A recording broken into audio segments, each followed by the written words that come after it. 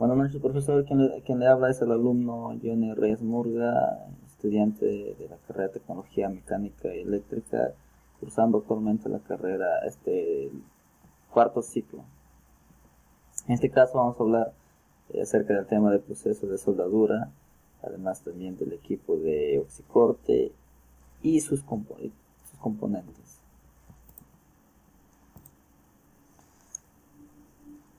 Tenemos normas de seguridad. Como ya todos conocemos, en todo trabajo es necesario contar con estas normas de seguridad para evitar accidentes, cualquier accidente que pueda pasar. En este caso es utilizar la ropa adecuada de seguridad personal, delantera de cuero, zapatos de seguridad, casco, gafas, guantes de cuero, respirador en caso sea necesario. Pero en este caso sí es necesario porque estamos trabajando con humos. La soldadura fosfatilánica produce bastante humo y es necesario utilizar los respirador para que nos proteja y así evite que nosotros inhalemos quizás virutas finas, ¿no?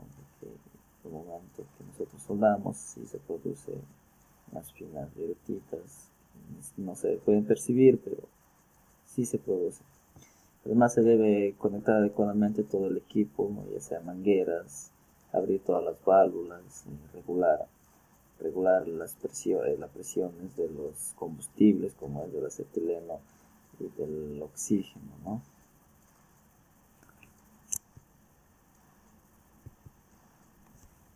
Vamos a dar una definición acerca de los procesos de soldadura de óxido acetileno.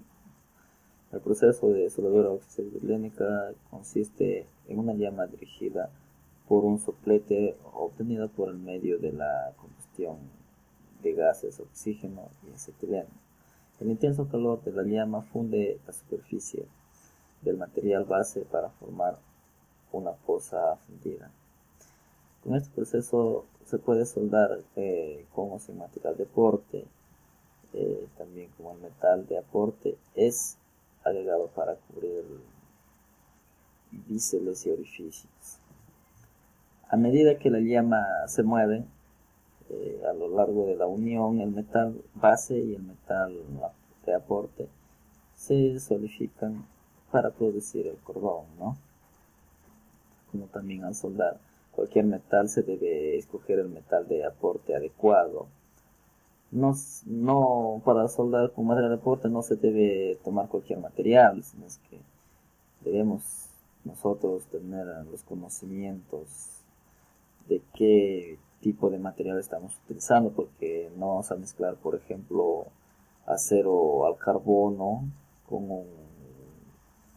un material de aporte de acero de baja aleación, ¿no? Eso no nos va a generar una buena soldadura a la placa que nosotros vamos a soldar. Vamos a ver su funcionamiento, cómo funciona este método de soldadura. Si se van, como nos dice el texto, que estos mayormente nos sirven para unir chapas metálicas, para colocarlas una junto a otra. Luego se procede a calentar rápidamente hasta el punto de fusión. Solo la unión y por fusión de ambos materiales se produce una costura. Para lograr una función rápida y evitar el calor se propague, ¿no? Se utiliza un soplete que combine el oxígeno, acetileno, combustible más comburente, ¿no? La mezcla se produce como un pico en la boca del soplete. Este soplete tiene ahí 4 o más huecos en la cual mezclan ambos combustibles. Además es ahí donde se genera una mezcla, ¿no? De estos, permitiendo que el oxígeno y el acetileno ya salgan ya trabajados, listos para realizar la soldadura. Como podemos ver en estas imágenes, tenemos acá un tipo de soldadura plana. Acá este sería el metal de aporte, este del soplete, que acá no está adecuadamente su gradiente, no sé, hasta 45 del material de aporte. No. Acá ya tenemos una plancha ya terminada. Sería un ejemplo.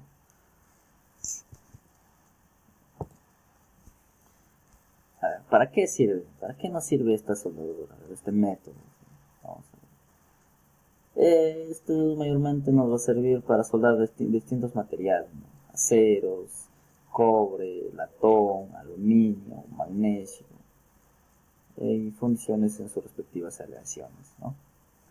El oxígeno como el acetileno se suministran en botellas de acero estirado a una presión de 15 kilopascales para el acetileno y a 200 kilopascales sobre centímetros cuadrados para el oxígeno. Además, también nos sirve para soldar a planchas delgadas de acero, ¿no? También tuberías complicadas. También nos sirve para algunos otros metales como el acero inoxidable. Entonces también nos sirve para el acero inoxidable.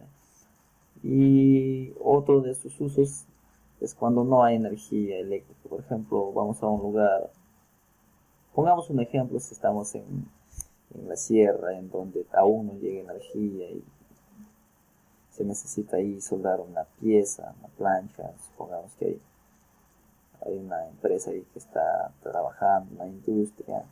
Claro que la industria, por necesidad y por los equipos que va a trabajar, sí va a tener energía eléctrica, pero supongamos que se corta y se necesita precisamente ya urgente ese material. Entonces ya ahí se usa este tipo de soldadura.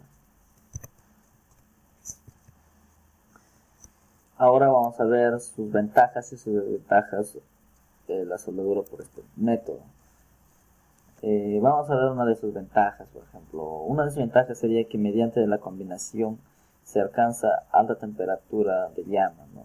Y que otra ventaja sería que al soldar tiene control sobre la fuente de calor y sobre la temperatura de forma independiente de control sobre el metal de aportación. También se suelda materiales ferrosos y no ferrosos, es una gran ventaja.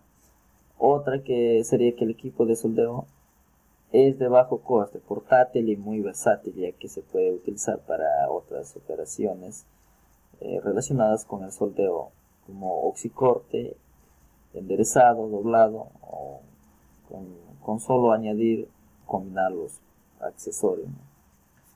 Y en desventajas tendríamos que una de las desventajas es un proceso más costoso que el de oxígeno propano. También produce deformaciones por la gran concentración de calor.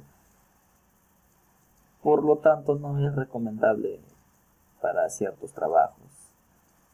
También la soldadura en espesores gruesos tiene un costo elevado. Para soldaduras con altos espesores ya va a costar más. Entonces esa es una de sus desventajas.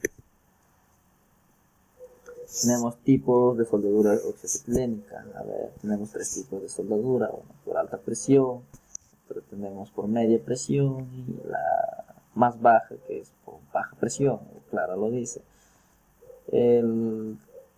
Por alta presión es cuando el acetileno trabaja a una presión que varía de entre el 0.3 a 0.5, máximo sería 4.6 a 7.1, sería el máximo. Media presión es cuando el acetileno trabaja a una presión que varía entre 0.3, es de 0.1 a 0.3. Máximo sería de 1.41 a 4.26. Y también por baja presión es cuando ya el acetileno es ya mantenido a una presión común, ¿no? Descontando las pérdidas de las válvulas y los conductos. Prácticamente en la industria no tienen este tipo de aplicación, no utilizan por baja presión.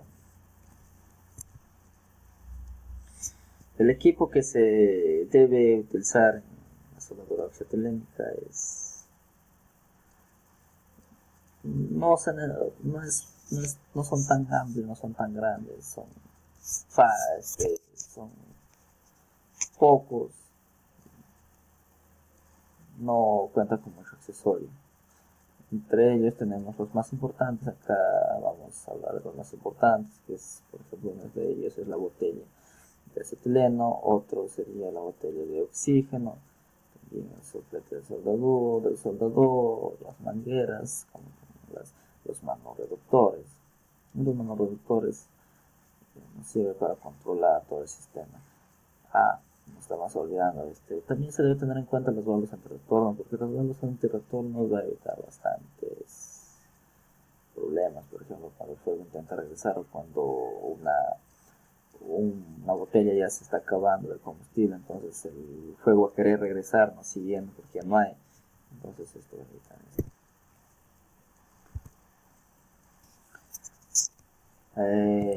Tenemos una referencia que nosotros debemos seguir en la soldadura oxidacetilénica.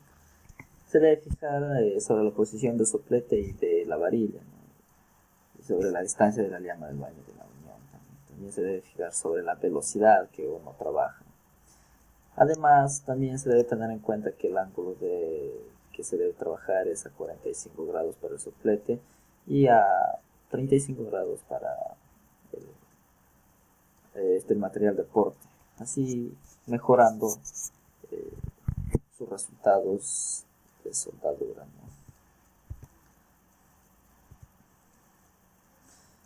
Tenemos un procedimiento que realizar en esta soldadura. Todo trabajo se tiene un procedimiento. Vamos a ver el procedimiento que se debe seguir para lograr nuestro objetivo. En primer lugar, se debe buscar la llama neutra, ¿no? Para encender la llama, primero también se debe abrir la válvula de oxígeno y luego abrimos la válvula oxiacetilénica. Y ya a la hora que nosotros deseamos apagar, realizamos todo esto al revés. Primero apagamos bajamos el oxígeno, luego la válvula acetilénica. La presión del acetileno es de 0.5 bar y la presión del oxígeno es de 2.5 bar. Enseguida con el soplete se calienta al punto aproximadamente a 10 milímetros del borde de la pieza, ¿no? Esta deberá fundirse según el espesor del cordón, antes que el alambre de aportación se coloque en el baño de fusión. Luego realizamos un purgueo de todas las válvulas, pero esto siempre se tiene que tener en cuenta que antes de realizar el purgueo deben estar cerradas las válvulas de las botellas, ¿no? Que va a las botellas. Entonces realizamos un purgueo solamente del soplete. Y finalmente realizamos una limpieza de todo el lugar que se realizó la práctica. Conclusiones.